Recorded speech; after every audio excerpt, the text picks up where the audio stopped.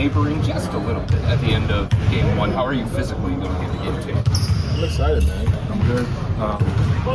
Guys gonna be lit. You guys take care of home court. So how are you physically? I'm excited. It's gonna be a good game. Donovan, with obviously your teammates are questioning, just what's the mindset on you guys, dealing with those injuries, whether those guys can play or not? What are you telling guys as a leader of the team? Big thing, we gotta stay ready. We've got it all year.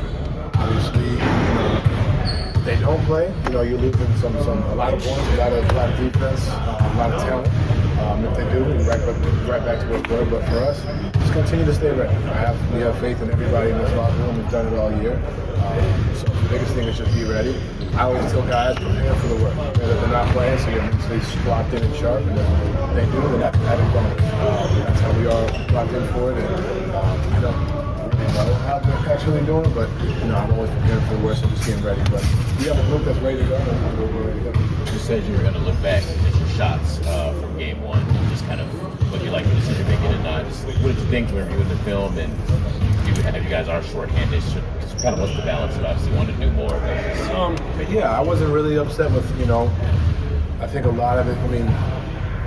The half-court heaves don't help. But no, a lot of it is, I miss some shots I make.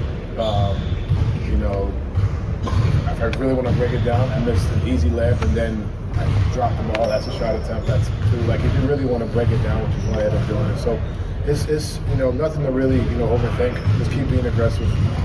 Keep making plays. If that calls for me shooting, that calls for me shooting. That calls for me passing. But I felt that when I was talking to y'all. But now we're watching the film, I feel the same way. I'm not upset about it. I understand that you got to do whatever it takes to try to be aggressive. And then, like I said, miss some shots after you make it. Donovan, when you guys have struggled defensively this year, it's been in part to over-helping on the defensive end. How do you prevent that, and what is it mentally that you have to switch up in game two? I think our intensity. I think we, it was really easy for them to go side to side. And granted, they play fast. You got to give them credit for sure. But I think our physicality, our intensity, ultimately changes things as well. And I think that's the biggest thing for us. Trying to be physical, trying to set the tone. But you got to give them credit as well at their pace. And they're continuing to move freely. But that wasn't what we were able to do. Obviously, the different team, different series. But for the first 4 games of the playoffs, we were physical. We were trying to, different things. So just trying to, up that and be ready to go. Where do you need that physicality to show the most? On the defensive end, on ball, screens, pressure on the ball. We saw it in the third. You saw it in spurts. I think for us, just continuing to do it and starting off that way. That's really what it is. And that's really what, when you look back at it, that's what, is upsetting the most because we've been that team throughout the whole season. So just kind of slippage in that regard, but we'll be ready to go. How did their pace feel to you on the court versus what you were preparing for behind the scenes? Yeah, it's tough to prepare for that pace. You know what I'm saying? It's tough to, replicate that in practice. I think obviously going through it, getting a feel for it, is obviously good. And like I said, they're unique. They're the only team that really runs up that in the playoffs. So for us, it's kind of like I said, hammering down on our principles. Not so much just trying to adjust to what they do. But like I said, I always give the team credit for coming in and sticking to what they do and doing it at a high level. And we're ready for it. Donovan, you guys had that 20-4 run in the second half the other night. It was such a great stretch of basketball that you played. How do you do that now for 4 quarters against that? Just be mentally, ready for war, ready to be tired, to be banged up, to be all those different things. And it was great to see that because you have to compare to the first half to. I think that's something that we can use, whether it's getting out on misses, pushing the pace, setting screens, getting downhill. And then even still in that run, we missed some shots, some good looks too. So I understand that. Keep taking our shots, keep doing what we do, keep getting downhill, and our defensive intensity was as well. I know you guys are focused on yourselves, but just to look around and see Boston losing last night, DC losing last night.